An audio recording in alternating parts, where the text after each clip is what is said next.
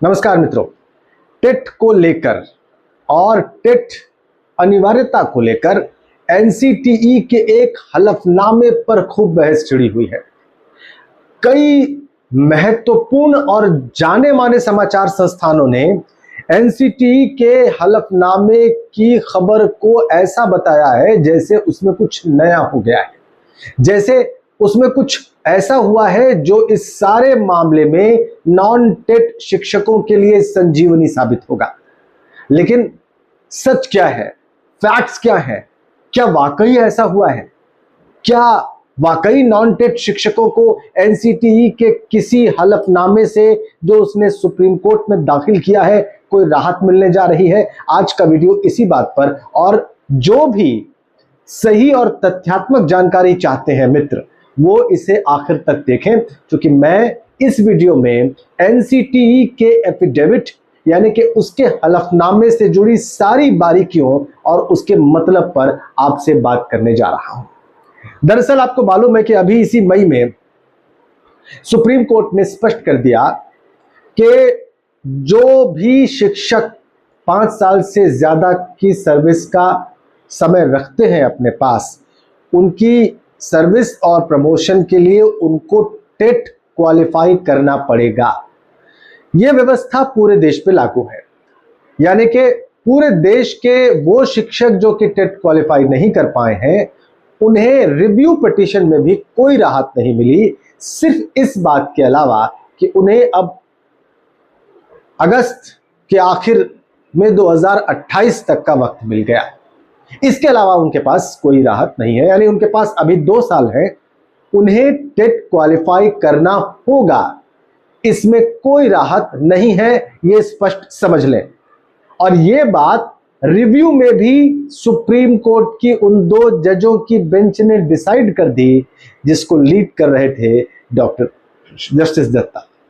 अब कहां पे कंफ्यूजन हो रहा है यह भी आप समझ लीजिए, क्योंकि कई लोग इस पर वीडियो कर रहे हैं, कई मैंने वेबसाइट्स पर यह खबर पढ़ी, तो मुझे जरूरी लगा कि फैक्ट्स आप सबके सामने जैसे हैं ब्लैक एंड व्हाइट में वैसे ही स्पष्ट कर दिए जाएं।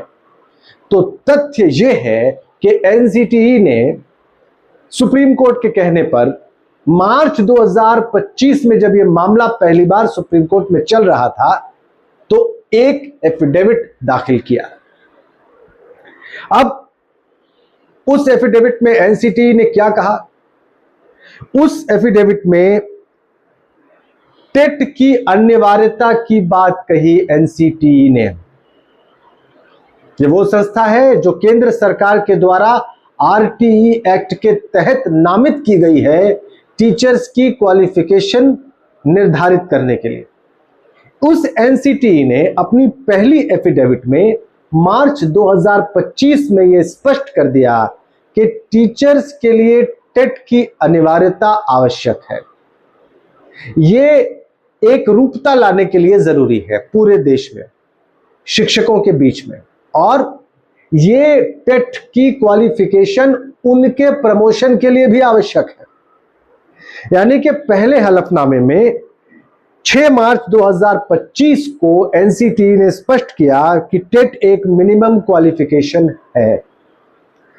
अब 3 श्रेणियों पर भी अपना पक्ष रखा, और 3 श्रेणियों पर जो पहला हलफनामा था उससे यह इंप्रेशन गया कोर्ट को और सबको कि एनसीटीई सभी लोगों के लिए टेट की अनिवार्यता की बात कह रहा है। यह घटना हुई 6 मार्च 2025 को। इसका अभी से कोई लेना देना नहीं है। खबर ऐसे फैलाई जा रही है जैसे एनसीटीई ने अभी कोई बात कह दी हो कोर्ट में और इससे सारा दृश्य बदल जाएगा, सब कुछ बदल जाएगा, बिल्कुल नया हो जाएगा और नॉन टेट शिक्षकों की बल्ले बल्ले हो जाएगी। स्पष्ट कर दूं कि यह हलफनामा जिसकी बात हो रही है, पहली दफे सुप्रीम कोर्ट में 6 मार्च 2025 को दाखिल किया गया। टेट इसमें कंपलसरी बताया गया। पदोन्नति यानी प्रमोशन के लिए भी टेट को आवश्यक बताया गया एनसीटीई के द्वारा।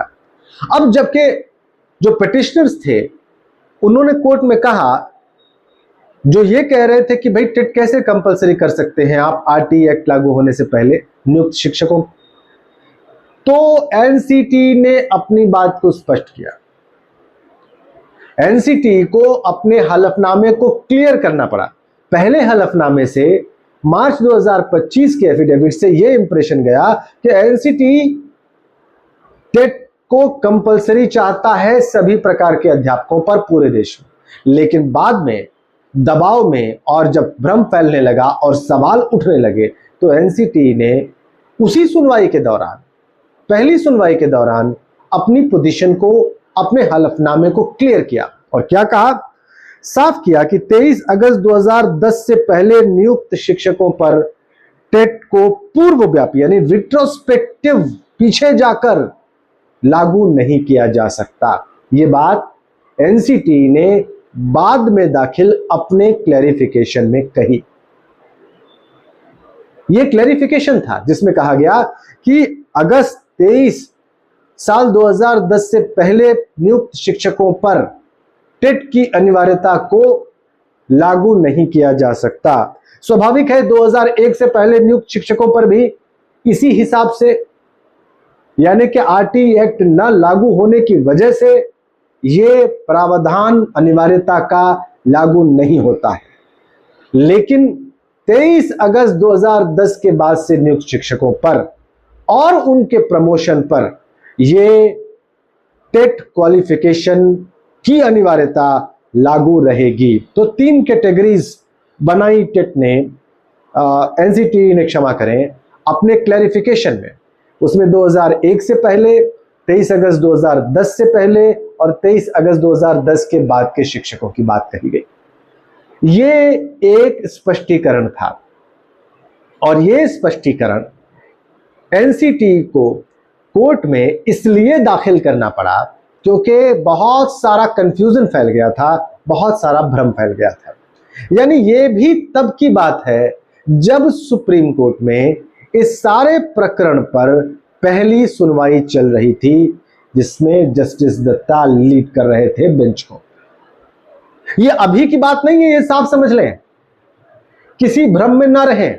एनसीटी ने कोई हलफनामा अभी पिछले कुछ दिनों में, 2, 4, 5, 7 दिनों में दाखिल नहीं किया है। Be very clear about this, किसी भ्रम में ना रहें। टेट की परीक्षा हो रही है वो दें, सीटेट की परीक्षा हो वो दें, क्योंकि फिलहाल सुप्रीम कोर्ट के रिव्यू पिटीशन के डिसाइड होने के बाद अभी इन नॉन टेट टीचर्स के पास कोई रास्ता नहीं है। ये मैं इसलिए स्पष्ट कर रहा हूं क्योंकि बहुत सारी चीजें भ्रम की स्थिति में आ गई थी कुछ न्यूज रिपोर्ट्स की वजह से। तो इस विषय पर मूल सिद्धांत में कोई बड़ा बदलाव नहीं था, लेकिन ये एनसीटी ने क्लियर किया कि 23 अगस्त 2010 से पहले जो शिक्षक नियुक्त हुए हैं उन पर रिट्रोस्पेक्टिव प्रभाव से पीछे जाकर ये आरटी एक्ट लागू नहीं किया जा सकता, यानी टेट कंपलसरी नहीं किया जा सकता। लेकिन मित्रों, इस बात को सुप्रीम कोर्ट ने स्वीकार नहीं किया। फिर से समझ लें, एनसीटी के इस स्पष्टीकरण को भी सुप्रीम कोर्ट ने अपने निर्णय में स्वीकार नहीं किया, सिर्फ वक्त दे दिया 2 साल का पहले निर्णय में शिक्षकों को। टेट कंपलसरी रखा, यानी नॉन टेट टीचर्स को परीक्षा पास करनी पड़ेगी और रिव्यू में अगस्त 28 तक का टाइम दे दिया इन शिक्षकों को। इससे ज्यादा कुछ नहीं हुआ है। टेट की अनिवार्यता सुप्रीम कोर्ट के रिव्यू पिटीशन डिसाइड होने के बाद वैसे ही लागू है जैसे आप समझ रहे हैं। एनसीटी ने अपना कोई ताजा नया एफिडेविट नहीं दिया है और ये एफिडेविट जिसकी चर्चाएं अब हो रही हैं, ये दरअसल एफिडेविट नहीं था। ये पहले मार्च 2025 के एफिडेविट का क्लैरिफिकेशन था, जिसमें 3 कैटेगरीज बनाकर 2 कैटेगरीज में से टीचर को टेट के प्रावधानों से बरी करने की बात कही गई थी या उन पर टेट की अनिवार्यता न लागू करने की बात कही गई थी। तो ये वीडियो मैंने बिल्कुल स्पष्ट किया है आपको एनसीटी के हलफनामे के संबंध में। जो भी मित्र कंफ्यूजन में है वो इसे जरूर देखें, और जो भी मित्र आपको कंफ्यूज दिखते हैं कुछ समाचार रिपोर्ट्स की वजह से, कुछ YouTube वीडियोस की वजह से उन तक आप ये बात और ये वीडियो जरूर पहुंचाएं, क्योंकि मेरा काम रहा है कि व्यूज, हिट्स और लाइक्स के बियॉन्ड जाकर, उसके पार जाकर आपको सच बताया जाए, आपको फैक्ट्स दिए जाएं, आपको तथ्य दिए जाएं, ताकि आप किसी गलत फहमी में, किसी प्रकार के कंफ्यूजन में न रहें, अपना समय और अपने रिसोर्सेस को बर्बाद न करें। लाइक करें, शेयर करें। आपका चैनल है, आपका प्लेटफॉर्म है, सच बताने की जगह है, सच सुनने की जगह है। Thank you.